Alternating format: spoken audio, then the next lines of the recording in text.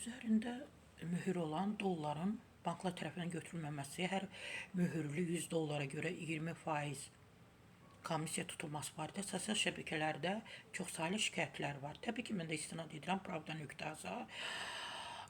Pravda.az-da təbii ki, sualı verib Əkrəm Həsənova, o da hüquqşünasdır, sualı cavablandırıb ki, Azərbaycan banklarının hansısa valyutanı dəyişmə öhdəlikləri yoxdur. Açıqlama verib.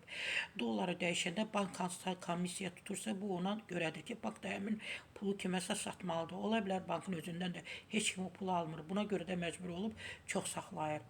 Yaxud ABŞ-a, yəni Amerikaya göndərməlidir ki, dəyişsin. Bu da bank üçün əlavə xərcdir.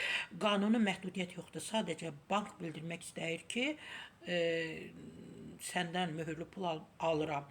Məndən heç kim o pulu almır. Problem olur. Mən də səndən ucuz alıram ki, ehtiyac olsa ABŞ-a göndərim.